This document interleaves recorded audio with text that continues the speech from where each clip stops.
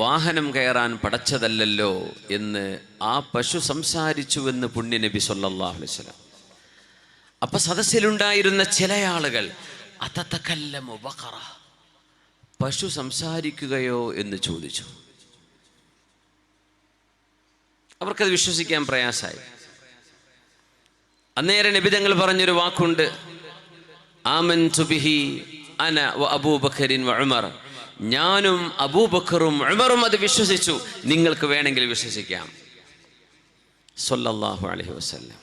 ആ സദസ്സിൽ സിദ്ദീഖ് എന്നവരും ഉമർ എന്നവരും ഉണ്ടായിരുന്നില്ല എന്നതാണ് അത്ഭുതം.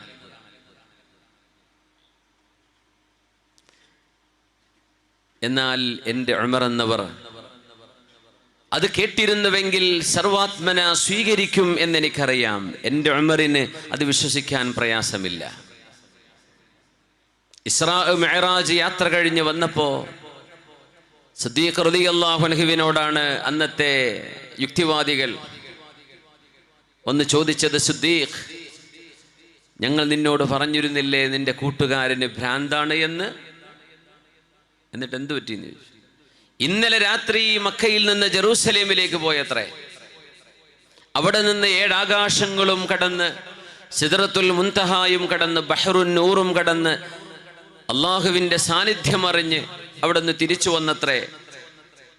ഞങ്ങൾ അന്നേ പറഞ്ഞില്ലേ നിന്റെ കൂട്ടുകാരന് ഭ്രാന്താണ്, നീ എന്തുകൊണ്ട് കേട്ടില്ല എന്ന് ചോദിച്ചപ്പോൾ സിദ്ദീഖ് റളിയല്ലാഹു അൻഹു തിരിച്ചൊരു ചോദ്യമാണ് ചോദിച്ചത്, അഖാലഹ റസൂലുള്ളാഹ് സ്വല്ലല്ലാഹു അലൈഹി വസല്ലം, എൻ്റെ റസൂൽ അങ്ങനെ നിങ്ങളോട് പറഞ്ഞോ? അവിടെ പോയി എന്ന് പറഞ്ഞോ? അതെ. സദ്ദഖ്തുഹു, ഞാൻ അത് വിശ്വസിച്ചിരിക്കുന്നു.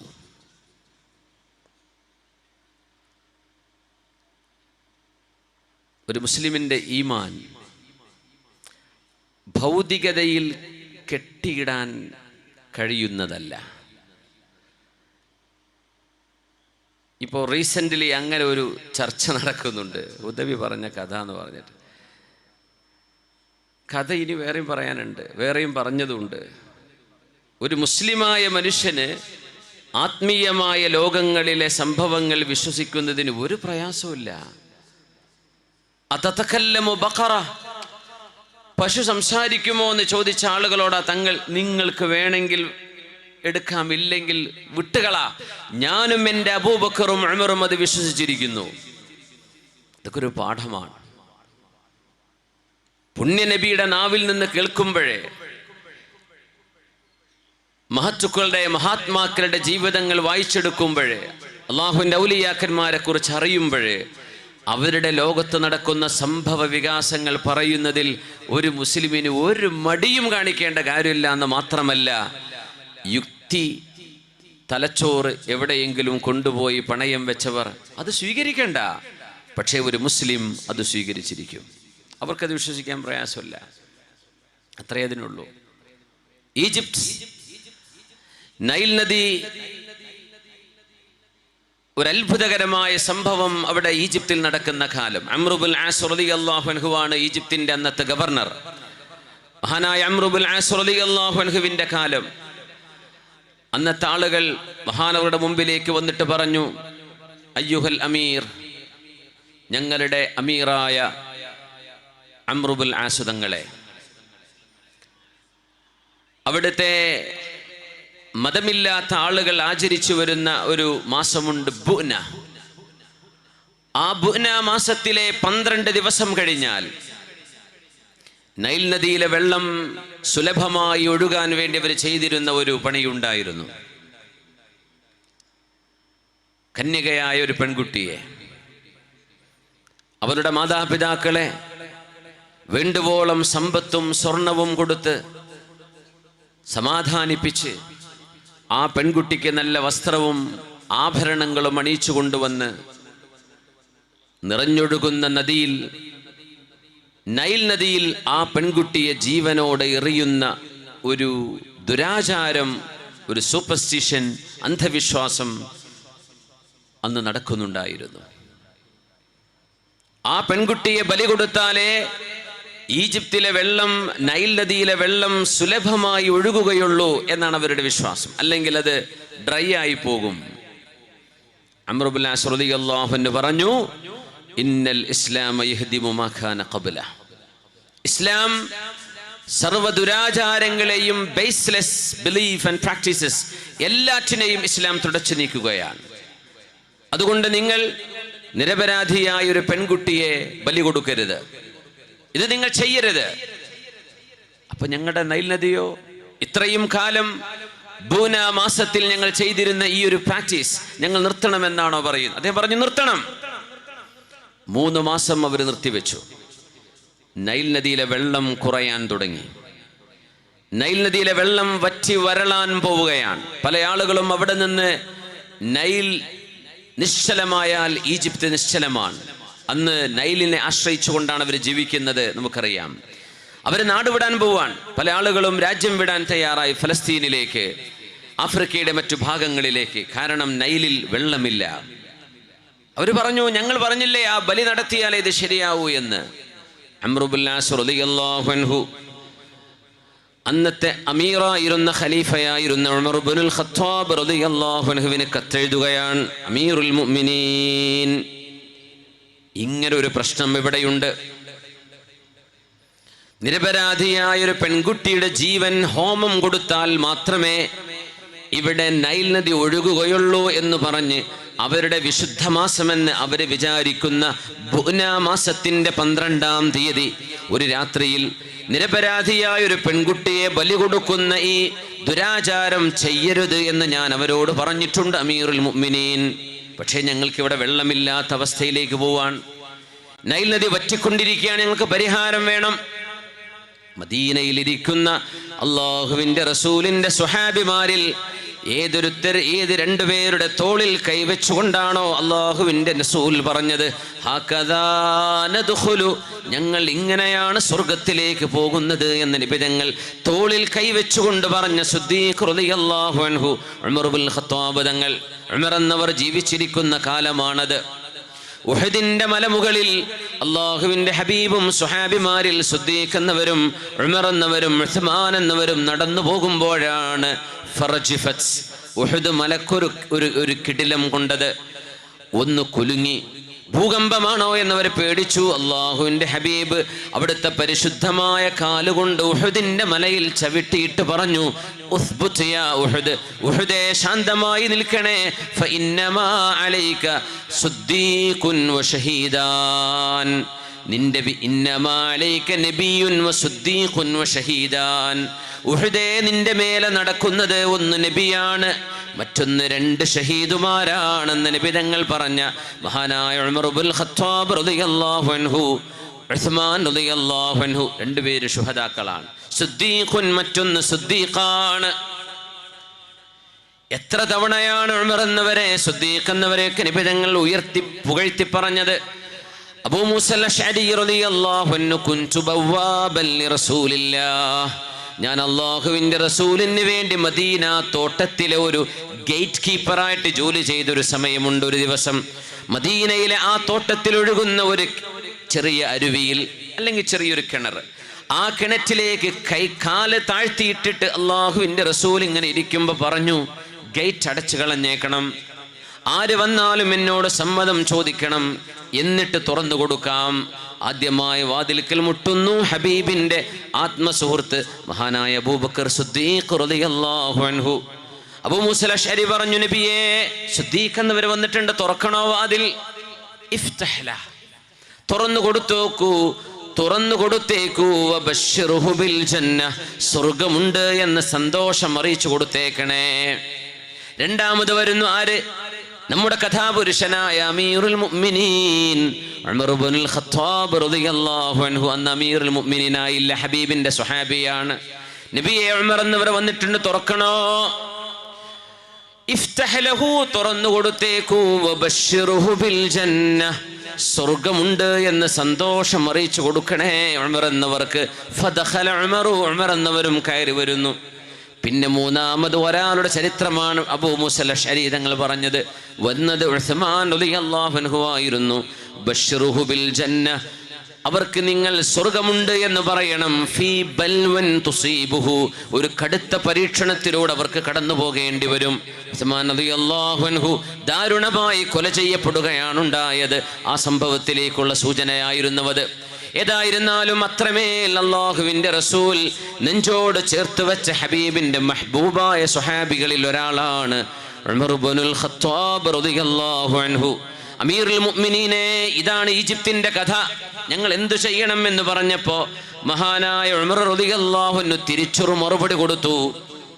ആ മറുപടി കൂടെ യുക്തിചിന്തക്ക് യുക്തിയാണ് ഇസ്ലാം എന്ന് ചിന്തിക്കുന്നവർ, അല്ലെങ്കിൽ യുക്തിചിന്തയാണ് ദീനിൻ്റെ ശരീഅത്തിൻ്റെ ആശയങ്ങളെക്കാളും വലുത് എന്ന് ചിന്തിക്കുന്നവർ ഒന്നുകൂടെ കേട്ടോളൂ. ഇത് അംഗീകരിക്കുന്നവനാണ് മുസ്ലിം. ഇതിലൊന്നും നമുക്കൊരു പ്രയാസമില്ല, ഇത് പറയാനൊരു മടിയില്ല, അഭിമാനമാണ്. അങ്ങനെ മടിയുള്ളൊരു ഇസ്ലാമിൻ്റെ ദായറെന്ന് പുറത്തു പോകും, അത്രേ ഉള്ളൂ. കറാമത്തും മുഅ്ജിസത്തൊന്നും നടക്കൂല എന്ന് തോന്നുന്നുണ്ടെങ്കിൽ ഇറ്റ്സ് അപ് ടു ദം, അങ്ങനെ വേണമെങ്കിൽ അവർക്ക് തീരുമാനിക്കാം. പക്ഷെ ഒരു മുഅ്മിൻ ഇതൊക്കെ അംഗീകരിക്കും. സത്യസന്ധമാണോ പറയുന്നത്? ആരെപ്പറ്റി പറയുന്നു? അവരാരായിരുന്നു? ഈ പറയുന്ന ആള് സത്യസന്ധനാണോ? എങ്കിൽ നമ്മുടെ നാടുകളിൽ കഴിഞ്ഞ ഏതാനും വർഷങ്ങളിൽ, കഴിഞ്ഞ നൂറ്റാണ്ടുകളിലൊക്കെ നടന്നുപോയ നൂറുകണക്കിന് മഹാത്ഭുതങ്ങളുണ്ട്. നുണ പറയരുതാരും, പക്ഷെ ഉള്ള സംഗതി നിഷേധിക്കാനും പാടുള്ളതല്ല, അല്ലേ?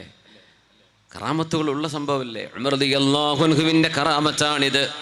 ഫാറൂഖ് റളിയല്ലാഹു അൻഹുവിൻ്റെ ഈ സംഭവം അല്ലാമ ഇബ്നു കസീർ തങ്ങൾ അവരുടെ താരീഖിൽ ഉദ്ധരിച്ചിട്ടുണ്ട്.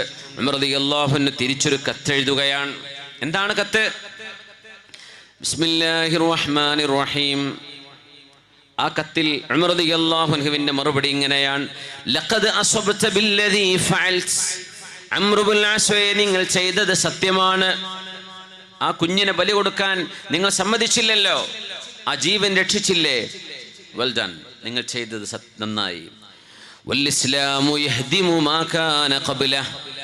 ഇസ്ലാം അതിൻ്റെ മുമ്പുള്ള ദുരാചാരങ്ങളെ മുഴുവൻ തിരുത്തുന്നതാണ്, മാറ്റിമറിക്കുന്നതാണ് എന്ന് പറഞ്ഞ് ഉമർ റളിയല്ലാഹു അൻഹു അതിൽ കത്തെഴുതി: ഇന്നി ഖദ് ബഅസ്തു ഇലൈക ബിബിതാഖ ഫീ ദാഖിലി കിതാബി. ഞാൻ തരുന്ന ഈ കത്തിൻ്റെ ഉള്ളിൽ ഒരു കടലാസിൻ്റെ കഷ്ണമുണ്ട്. ഫഅൽഖിഹാ ഫിന്നീലി ഇദാ അതാകൽ കിതാബ്. എൻ്റെ ഈ കത്ത് നിങ്ങൾക്ക് കിട്ടിയാൽ ആ കടലാസിൻ്റെ കഷ്ണം നൈൽ നദിയിൽ കൊണ്ടുപോയി ഇടണം. അത്ര ചെയ്താൽ മതി, ഒരു പെൺകുട്ടിയെ കൊണ്ടുപോയി ഇടണ്ട, എൻ്റെ ഈ കത്തിൻ്റെ കഷ്ണം കൊണ്ടുപോയി ഇടണം. ആര് പറഞ്ഞു? ഉമർ റളിയല്ലാഹു അൻഹു. എന്താണ് ആ കത്തിലുള്ളത്? ആ കത്ത് കൈപ്പറ്റിയപ്പോൾ അംർ ഇബ്നുൽ ആസ് റളിയല്ലാഹു അൻഹു, ആഫ്രിക്കയിലെ ഇസ്ലാമിൻ്റെ ദഅവത്തിന് തുടക്കം കുറിച്ച സ്വഹാബിയാണ് അംർ ഇബ്നുൽ ആസ് റളിയല്ലാഹു അൻഹു. ആഫ്രിക്കയിലെ ആദ്യത്തെ മസ്ജിദ്, ആഫ്രിക്കൻ കോണ്ടിനെന്റിലെ ഈജിപ്തിലെ ആദ്യത്തെ മസ്ജിദ്, മസ്ജിദുൽ ഫുസ്താത്ത്, മസ്ജിദ് അംർ ഇബ്നുൽ ആസ് റളിയല്ലാഹു അൻഹു ഇന്നും അവിടെ ഉണ്ട്. ഇപ്പോൾ അത് റിനോവേഷൻ നടന്നുകൊണ്ടിരിക്കുകയാണ്, പുതുക്കിപ്പണിത് കൊണ്ടിരിക്കുകയാണ്. വളരെ വിശാലമായ മസ്ജിദാണ്. ഇമാം ഷാഫിഈ തങ്ങൾ ദർസ് നടത്തിയ സ്ഥലം അടയാളപ്പെടുത്തിയിട്ടുണ്ട്. 4 മദ്ഹബുകളിൽ 4 ഖുതുബകൾ, 4 ജുമുഅകൾ നടന്നിരുന്നൊരു പള്ളിയാണ് മസ്ജിദ് അംർ ഇബ്നുൽ ആസ്. ഈ കെയ്റോവിൽ ഇന്നും പോയാൽ കാണാൻ കഴിയും. ആ മസ്ജിദൊക്കെ സ്ഥാപിച്ചത് ഈ മഹാനായ അംർ ഇബ്നുൽ ആസ് റളിയല്ലാഹു അൻഹു ആണ്. അതിൽ ഒരു അത്ഭുതം, മഹാനവറുകൾ അവിടെ ഫുസ്താത്ത് വലിയൊരു ടെന്റ് കെട്ടി താമസിക്കുകയാണ്. ആ ടെന്റ് അവിടെ നിന്ന് പൊളിച്ചെടുത്ത് അടുത്തൊരു സ്ഥലത്തേക്ക് ലൊക്കേഷൻ മാറാൻ വേണ്ടി പോകുമ്പോൾ സ്വഹാബിമാര് വന്ന് പറഞ്ഞു അംർ ഇബ്നുൽ ആസ് തങ്ങളോട്: യാ അയ്യുഹൽ അമീർ, അവിടെ ഒരു പ്രാവ് കൂടുകൂട്ടിയിട്ടുണ്ട്, മുട്ടയുണ്ട്, അത് വിരിഞ്ഞിട്ടില്ല. എന്ത് ചെയ്യണം? ഈ ടെന്റ് പൊളിക്കണോ? നമ്മൾ ആരെങ്കിലും അങ്ങനെയൊക്കെ ചിന്തിക്കുമോ? അങ്ങനെ ഒരു പക്ഷിക്കൂട് കണ്ട ആരെങ്കിലും ചെന്ന് പറഞ്ഞു കൊടുക്കുമോ? അങ്ങ് പൊളിച്ച് കളഞ്ഞു പോവാന്നല്ലാണ്ട്. പക്ഷേ സ്വഹാബിമാർ അത് ചെയ്തില്ല. അംർ ഇബ്നുൽ ആസ് തങ്ങളോട് ഈ പക്ഷിക്കുഞ്ഞുങ്ങൾ വിരിയുന്നവരെ അവിടെ നിർത്തണോ അതല്ല ഇത് പൊളിച്ചെടുക്കണോ, നമ്മൾ യാത്ര പോവല്ലേ? എന്താണ് ആ സ്വഹാബി പറഞ്ഞെന്നറിയോ? നബി തങ്ങൾ ദഅവത്തിന് പറഞ്ഞയച്ച സ്വഹാബിയാണത്, അംർ ഇബ്നുൽ ആസ് റളിയല്ലാഹു അൻഹു. അവിടെ തന്നെ നിന്നോട്ടെ, അവിടെ തന്നെ നിന്നോട്ടെ, ആ ടെന്റ് പൊളിച്ചു കളയണ്ട, ആ ഫുസ്താത്ത് അവിടെ തന്നെ നിൽക്കട്ടെ. ഇന്നും അവിടെയുണ്ട് മദീനത്തുൽ ഫുസ്താത്ത്. കെയ്റോയുടെ പഴയ നഗരവീഥിയിലൂടെ നടന്നാൽ ജീസയുടെ ഭാഗത്തുകൂടെ കടന്നു പോകുമ്പോൾ അംർ ഇബ്നുൽ ആസ് റളിയല്ലാഹു അൻഹു തമ്പടിച്ചിരുന്ന സ്ഥലം നമുക്കവിടെ കാണാൻ കഴിയും. ആ ഫുസ്താത്ത് നിന്നിരുന്ന സ്ഥലമാണ് പിന്നെ ഒരു നഗരമായി മാറിയത്. മദീനത്തുൽ ഫുസ്താത്ത് ഒരു പക്ഷിക്ക് വേണ്ടി ഉണ്ടായ നഗരമാണത്. ഒരു പക്ഷിക്ക് വേണ്ടി. ആ ഒരു പക്ഷിയോട് കരുണ കാണിക്കണേ. അതൊരു ഉമ്മയാണ്. അതിൻ്റെ പിഞ്ചു മക്കളാണ് അവിടെ ജനിക്കാൻ പോകുന്നത്. ആ മക്കളെയും കാത്തുകൊണ്ടാണ് ആ പക്ഷിക്കുഞ്ഞ് അടയിരിക്കുന്നത്. ആ പക്ഷിത്തള്ള അടയിരിക്കുന്നത്. അതൊരു മാതാവാണ്, അതൊരു കുടുംബമാണ്. അവരോട് കരുണ കാണിക്കണമെന്ന് പഠിപ്പിച്ച മതമാണ് പരിശുദ്ധമായ ദീനുൽ ഇസ്ലാം. ആ അമീറാണ് അംർ ഇബ്നുൽ ആസ് റളിയല്ലാഹു അൻഹു. അവരാണ് ആഫ്രിക്കയിലേക്ക് ഇസ്ലാമിൻ്റെ വെളിച്ചം കൊണ്ടുവന്ന മഹാനായ സുഹാബിയുടെ കയ്യിൽ ഉമർ റളിയല്ലാഹു അൻഹുവിന്റെ കത്ത് ലഭിക്കുകയാണ്. എന്താണ് ആ കത്തിൽ എഴുതിയത്? മിൻ അബ്ദില്ലാഹി ഉമർ അമീരിൽ മുഅ്മിനീൻ ഇലാ നൈലി മിസ്ർ അമ്മാ ബഅദ്. ഞാൻ അത്ഭുതപ്പെട്ടു പോയി. ഒരു മനുഷ്യനോട് സംസാരിക്കുന്ന പോലെ ഉമർ എന്നവർ ആ കത്തിൽ സംസാരിക്കുകയാണ്. ആ കടലാസിന്റെ കഷ്ണമാണ് നൈൽ നദിയിൽ കൊണ്ടുപോയി ഇടാൻ പറഞ്ഞത്. ഈ സംഭവം അല്ലാമ ഇബ്നു കസീർ അവരുടെ താരീഖിൽ വളരെ മനോഹരമായി വിശദീകരിച്ചിരിക്കുകയാണ്. ഏതെങ്കിലും വാറോല കഥയല്ല എന്നർത്ഥം. വിശ്വാസയോഗ്യമായ പ്രമാണബദ്ധമായ ഒരു സംഭവമാണിത്. ആ കത്തിലുള്ളത് ഈ എഴുത്ത് മിൻ അബ്ദില്ലാഹി ഉമർ അമീരുൽ മുഅ്മിനീൻ, മുസ്ലിം ഉമ്മത്തിന്റെ ഭരണാധികാരി, അള്ളാഹുവിന്റെ അടിമയും ദാസനുമായ ഉമർ, ഇലാ നൈലി മിസ്ർ, ഈജിപ്തിലൂടെ ഒഴുകുന്ന നൈൽ നദിയെ നിന്നോട് ബോധിപ്പിക്കുന്ന കത്താണിത്. അമ്മാ ബഅദ്, ഹംദും സ്വലാത്തൊക്കെ ചൊല്ലി അമ്മാ ബഅദ്. നൈൽ നദിയോടാണ് സംസാരിക്കുന്നത്. നൈൽ നദിക്കാണ് ആ കത്ത് കൊടുക്കുന്നത്. വെള്ളത്തിനോ ഒരു നദിക്കോ ഇസ്ലാമിക പ്രവാചകരുടെ പുണ്യനബിയുടെ സ്വല്ലല്ലാഹു അലൈഹി വസല്ലം തങ്ങളുടെ ഇഷ്ടതോഴനായ അമീറുൽ മുഅ്മിനീൻ ഒരു നദിക്ക് കത്തെഴുതേ? അതെ, അതൊന്നും വിശ്വസിക്കാൻ പറ്റാത്തവൻ പൊയ്ക്കോ. നദിക്കാണ് കത്തെഴുതിയത്. അഡ്രസ് ചെയ്തത് നൈൽ നദിയോടാണ്. ഇലാ നൈലി മിസ്ർ. എന്താ പറഞ്ഞ വാക്കെന്നറിയോ? ഫഇൻ കുൻത ഇന്നമാ തജ്രി മിൻ ഖിബലകി ഫലാ തജ്രി. നൈൽ നദി ഒഴുകാതെ വെള്ളം വറ്റിക്കൊണ്ടിരിക്കുകയാണ്. നൈൽ നദിയെ, നീ ഒഴുകുന്നത് നിന്റെ സ്വയം കഴിവ് കൊണ്ടാണെങ്കിൽ നീ ഒഴുകണ്ട, അവിടെ നിന്നോ, വറ്റിക്കോ, കുഴപ്പമില്ല. നീ ഒഴുകുന്നത് നീയായിട്ട് ഒഴുകുകയാണെങ്കിൽ അവിടെ നിന്നോ. ഉഗാണ്ടയിലെ ലേക്ക് വിക്ടോറിയയിൽ നിന്നാണ് നൈൽ നദിയുടെ ഉറവിടം. ആ സ്ഥാനത്തിന് സ്വർഗ്ഗലോകവുമായി ബന്ധമുണ്ട് എന്ന് പുണ്യനബി സ്വല്ലല്ലാഹു അലൈഹി വസല്ലം. നഹ്റാനി ഫിൽ അർളി വ നഹ്റാനി ഫിൽ ജന്ന. സ്വർഗ്ഗത്തിൽ ഒഴുകുന്ന രണ്ട് നദികളും ഭൂമിയിലേക്ക് ഒഴുകുന്ന രണ്ട് നദികളുടെയും ഉത്ഭവസ്ഥാനം സിദ്റത്തുൽ മുൻതഹയാണെന്നും ആ സ്വർഗ്ഗലോകവുമായി ബന്ധമുള്ള നദികളാണ് അന്നീൽ വൽ ഫുറാത്ത്. ഇറാഖിൽ ഒഴുകുന്ന യുഫ്രട്ടിസും ഈജിപ്തിലൂടെ ഒഴുകുന്ന നൈൽ നദിയും 6600 കിലോമീറ്റർ ഓടുന്ന നദിയാണ് നൈൽ. ഇന്നും കെയ്റോവിൽ നൈൽ നദി നിറഞ്ഞു നിൽക്കുന്ന നൈലാണ്. നിറയെ വെള്ളമാണ്. ആ നദിയോടാണ് ഉമർ എന്നവർ കത്തെഴുതിയത് 1400 കൊല്ലങ്ങൾക്ക് മുമ്പ്. നദിയെ, നീ ഒഴുകുന്നത് നീയായിട്ടാണ് ചെയ്യുന്നതെങ്കിൽ ഫലാ തജ്രി, നീ ഒഴുകേണ്ട കാര്യമൊന്നുമില്ല. പക്ഷേ വഇൻ കാനല്ലാഹുൽ വാഹിദുൽ ഖഹാറു ഹുവല്ലദീ യുജ്രീക് ഫനസ്അലുഹു അൻ യുജ്രിയക്. ഉടമസ്ഥനായ ഏകനായ സൃഷ്ടാവായ പ്രപഞ്ചത്തിന്റെ പരിപാലകനായ അള്ളാഹുവാണ് നൈലേ നിന്നെ ഒഴുക്കുന്നതെങ്കിൽ ആ അള്ളാഹുവിനോട് നിന്നെ ഒഴുക്കാൻ ഞാൻ ആവശ്യപ്പെടുകയാണ്. അതാണ് ആ കടലാസിലുള്ളത്. ഇത് കൊണ്ടുപോയി എറിയാനാ പറഞ്ഞത്. ഇങ്ങനെയൊരു ചരിത്രമുണ്ട്. ഇനി ഉദവി പറഞ്ഞ അടുത്ത കഥ എന്ന് പറഞ്ഞ് വേറെ വീഡിയോ ഇടാൻ പറ്റും. ഇങ്ങനൊരു കഥ ഉണ്ട്, ഉമർ റളിയല്ലാഹു അൻഹുവിൻ്റെ കഥ.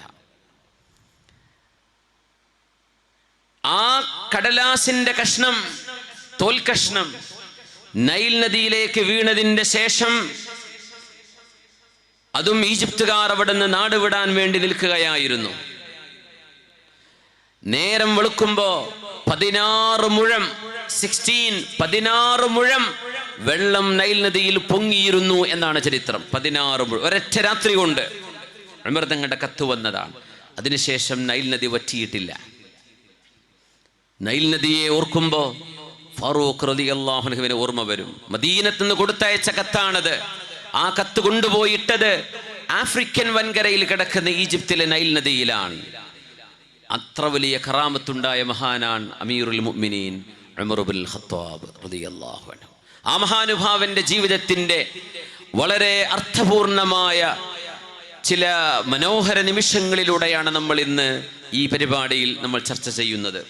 അതിന് മുമ്പ് നമ്മളൊന്ന് എഴുന്നേറ്റ് നിന്ന് ഒരു 3 സ്വലാത്ത് ചൊല്ലി ഒന്ന് ഫ്രഷായിട്ട് കയ്യും കാലൊക്കെ ഒന്ന് അനക്കിയിട്ടിരിക്കാം അല്ലേ? സല്ലു അലൻ നബി മുഹമ്മദിൻ വആലി അല്ലാഹുമ്മ സല്ലി അലാ സയ്യിദിനാ മുഹമ്മദിൻ വഅലാ ആലി സയ്യിദിനാ മുഹമ്മദിൻ വബാരിക് വസല്ലിം അലൈഹി അല്ലാഹുമ്മ സല്ലി അലാ സയ്യിദിനാ മുഹമ്മദിൻ വഅലാ ആലി സയ്യിദിനാ മുഹമ്മദിൻ വബാരിക് വസല്ലിം അലൈഹി. മദീനയിലെ ഹബീബായ സല്ലല്ലാഹു അലൈഹി വസല്ലം റൗദയിലേക്ക് കണ്ണന്തറയിലെ ഈ മഹല്ലിൽ നിന്നുള്ള ഈ സ്വലാത്ത് അവിടെ എത്തുന്നുണ്ട്. അതെത്തിക്കാൻ മലക്കുകൾ റെഡിയായി നിൽക്കാൻ, നിങ്ങളുടെ ചുണ്ടിൽ നിന്ന് വീഴാൻ കാത്തിരിക്കാൻ. ആ ബോധത്തിലാവട്ടെ അടുത്തൊരു സ്വലാത്ത്. അല്ലാഹുമ്മ സ്വല്ലി അലാ സയ്യിദിനാ മുഹമ്മദിൻ വഅലാ ആലി സയ്യിദിനാ മുഹമ്മദിൻ വബാരിക് വസല്ലിം അലൈഹി. ഹബീബിൻ്റെ ചാരത്തണയാൻ അല്ലാഹു നമുക്ക് തൗഫീഖ് നൽകട്ടെ. അവിടുത്തെ ശഫാഅത്ത് കൊണ്ട് അല്ലാഹു നമ്മെ രക്ഷപ്പെടുത്തട്ടെ. അവിടുത്തെ പുണ്യകരം കൊണ്ട് ഹൗദുൽ കൗസർ കുടിക്കാനുള്ള ഭാഗ്യം സാധുക്കളായ പാപികളായി നമുക്ക് അല്ലാഹു നൽകട്ടെ. ആമീൻ യാ റബ്ബൽ ആലമീൻ. ഒന്ന് കയ്യൊക്കെ ഒന്ന് അനക്കിയിട്ട് പൊക്കിയിട്ടൊക്കെ ഒന്ന് ഇരുന്നാൽ നല്ലൊരു ഫ്രഷായിട്ട് തോന്നും ഇൻഷാ അല്ലാഹ്. അൽഹംദുലില്ലാഹ്, ജസാക്കുമുല്ലാഹ് ഖൈർ. ബിസ്മില്ലാഹിർ റഹ്മാനിർ റഹീം.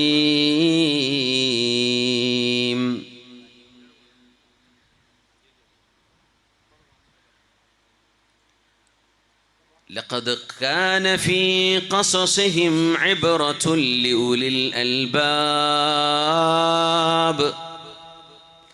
ما كان حديثا يفترى.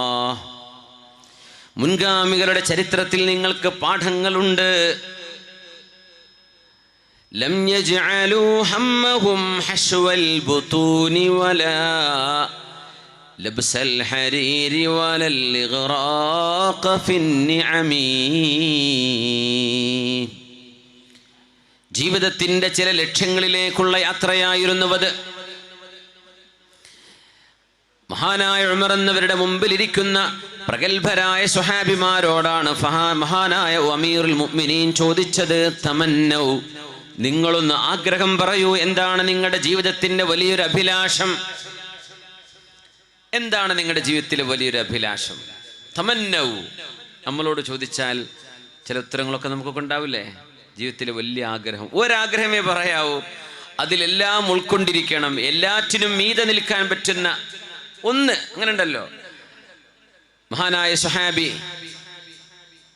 അള്ളാഹുവിന്റെ ഹബീബിന് വുദൂഇന്റെ വെള്ളം എടുത്ത് കൊടുക്കുമ്പോഴാണ് പുണ്യനബി തങ്ങൾ ചോദിക്കുന്നത്, എന്താണ് നിങ്ങൾക്ക് വേണ്ടത്? സല്ലി, എന്നോട് ചോദിച്ചോളൂ, ഞാൻ നിങ്ങൾക്ക് തരാം. അന്നേരം ആ സ്വഹാബി ഒറ്റ കാര്യമാ പറഞ്ഞത്, മിനൽ ഹിക്മ, അതൊരു വലിയ തത്വജ്ഞാനമാണ്. അസ്അലുക മുറാഫഖതക ഫിൽ ജന്ന, നബിയേ, അങ്ങയുടെ കൂടെ എനിക്ക് സ്വർഗത്തിലെത്തണം. അവ ഗൈറ ദാലിക്, എനിത്തിങ് എൽസ്, ഒന്നുമില്ല നബി, അത് മാത്രം മതി, എന്നാൽ നിങ്ങൾക്കത് ലഭിക്കും. ഫഅന്നി അലാ ദാലിക ബികസറത്തി സുജൂദ്, ധാരാളം സുന്നത്ത് നിസ്കാരം കൊണ്ട് നിങ്ങൾ എന്നെ ഒന്ന് സഹായിക്കണേ, ഞാനത് ചെയ്തു തരാം. ആര് പറഞ്ഞു? പുണ്യ നബി സല്ലല്ലാഹു അലൈഹി വസല്ലം.